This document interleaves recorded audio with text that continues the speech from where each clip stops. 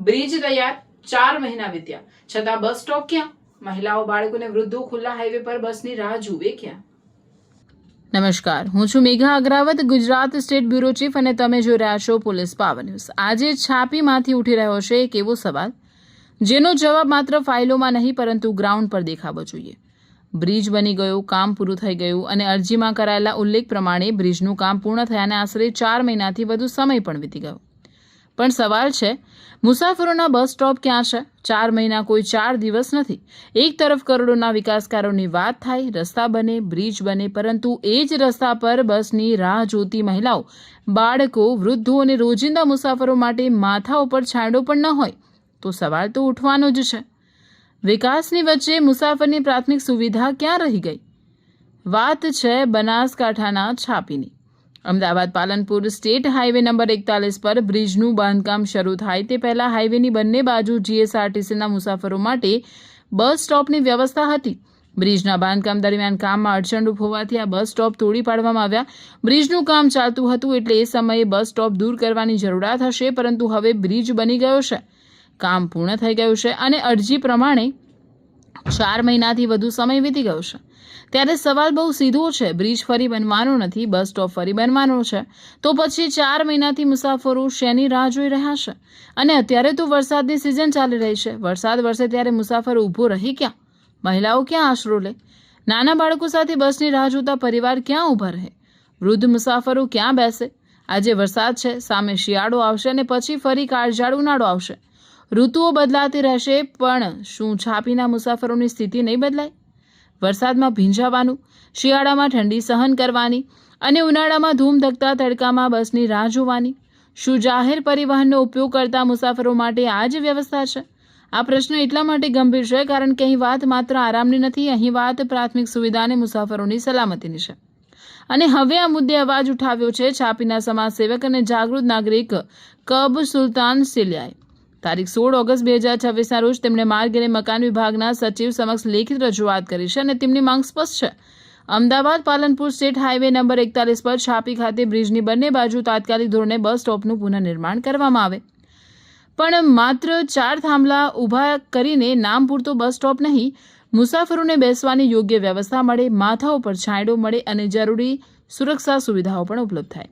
સાથે સંબંધિત અધિકારીઓ સ્થળ પર આવી મુસાફરોની હાલની મુશ્કેલી પોતાની આંખે જુએ, સ્થળ તપાસ કરે અને વહેલી તકે જરૂરી કાર્યવાહી કરે, એવી સ્પષ્ટ રજૂઆત કરવામાં આવશે। અરજીની નકલ જીએસઆરટીસીના મેનેજિંગ ડિરેક્ટર અને બનાસકાંઠા જિલ્લા કલેક્ટરને પણ જરૂરી કાર્યવાહી માટે મોકલવામાં આવશે। વડગામ તાલુકાના છાપીના મુસાફરોની મૂળભૂત સુવિધા માટેની અરજી હવે રાજ્યના પાટનગર ગાંધીનગર સુધી રવાના કરી દેવામાં આવી છે।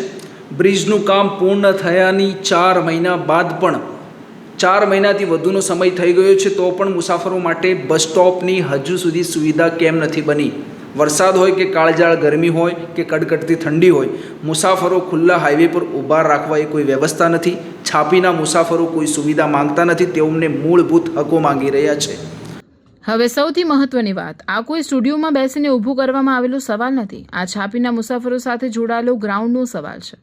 અને આજે આ મુદ્દે છાપીના સમાજસેવક અને જાગૃત નાગરિક કબ સુલતાન સેલિયા કેમેરા સામે પોતાની વાત મૂકી રહ્યા છે। 4 મહિનાથી વધુ સમય પછી પણ બસ સ્ટોપ કેમ નથી? મુસાફરોને કઈ મુશ્કેલીઓ પડી રહી છે અને તંત્ર પાસેથી તેમની ચોક્કસ માંગ શું છે? આવો સાંભળીએ કબ સુલતાન સેલિયા શું કહી રહ્યા છે। હવે અરજી ગાંધીનગર સુધી પહોંચી ગઈ છે, આ મુદ્દે જવાબદારી પણ ગાંધીનગરથી જ નક્કી થશે અને બ્રિજ બની ગયો છે, હવે બસ સ્ટોપ પણ બનશે બંને બાજુમાં અને કોઈ પણ બહાનું પણ નહીં ચાલે, એવી અમારી સરકાર સમક્ષ અને તંત્ર સમક્ષ રજૂઆત છે। શુક્રિયા। તમે સાંભળી છાપીના સમાજસેવક અને જાગૃત નાગરિક કબ સુલતાન સેલિયાની વાત। હવે અહીં એક વાત ખૂબ સ્પષ્ટ છે, 4 મહિના વીતી જવા છતાં બસ સ્ટોપની મૂળભૂત સુવિધા પુનઃસ્થાપિત ન થઈ હોવાની રજૂઆત ખરેખર ધ્યાન માંગે છે, કારણ કે સવાલ કોઈ વૈભવી સુવિધાનો નથી, કોઈ એર કન્ડિશન વેઇટિંગ રૂમની માંગ નથી, કોઈ વિશેષ વ્યવસ્થાની માંગ નથી। મુસાફર માત્ર એટલું ઈચ્છે છે કે બસ આવે ત્યાં સુધી સુરક્ષિત જગ્યાએ ઊભું રહી શકે, બેસી શકે અને માથા ઉપર છાંયડો મળી શકે। ખાસ કરીને જ્યારે મુસાફરોમાં મહિલાઓ હોય, બાળકો હોય, વૃદ્ધો હોય, ત્યારે આવી પ્રાથમિક સુવિધાને લાંબા સમય સુધી અધૂરી રાખવી સ્વાભાવિક રીતે ગંભીર સવાલ ઊભા કરે છે। હવે પોલીસ પાવર ન્યૂઝના સવાલો સીધા છે. બ્રિજનું કામ પૂર્ણ થયાને 4 મહિનાથી વધુ સમય થઈ ગયો હોવાની રજૂઆત છે, તો બસ સ્ટોપનું પુનઃનિર્માણ હજુ કેમ બાકી છે? વરસાદમાં મુસાફરો ક્યાં ઊભા રહે? વૃદ્ધો ક્યાં બેસે? મહિલાઓને બાળકો માટે છાંયડોને સુરક્ષિત રાહ જોવાની વ્યવસ્થા ક્યાં છે? અને જો આજે બસ સ્ટોપ નહીં બને તો વરસાદ પછી શિયાળો આવશે, શિયાળા પછી ઉનાળો આવશે. શું દરેક ઋતુમાં મુસાફરે માત્ર આશ્વાસનની છત્રી લઈને ઊભા રહેવાનું? બ્રિજ બનાવવો વિકાસ છે, પરંતુ એ બ્રિજ પરથી પસાર થતી બસની રાહ જોતા સામાન્ય માણસને પ્રાથમિક સુવિધા આપવી પણ એ જ વિકાસનો મહત્વનો ભાગ છે. હવે નજર રહેશે માર્ગ અને મકાન વિભાગ પર, નજર રહેશે જીએસઆરટીસી પર અને નજર રહેશે બનાસકાંઠા જિલ્લા તંત્ર પર. લેખિત અરજી થઈ ચૂકી છે, સમસ્યા સામે આવી ચૂકી છે, મુસાફરોનો અવાજ પણ ઉઠી ચૂક્યો છે. હવે જરૂર માત્ર તંત્રના જવાબની નથી, જરૂર છે યોગ્ય અને તાત્કાલિક કાર્યવાહીની. કારણ કે બ્રિજનું કામ પૂર્ણ થઈ ગયું છે. હવે મુસાફરોની મૂળભૂત સુવિધાનું કામ પણ પૂર્ણ થવું જોઈએ.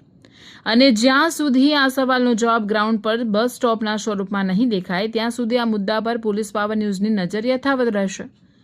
છાપીથી કેમેરા પર્સન સાથે હું Megha Agravat, Gujarat state bureau chief, police power news. મુદ્દો જનતાનો, સવાલ અમારો, જવાબ તંત્રનો અને નજર પોલીસ પાવરની. Police power news, Gujarat.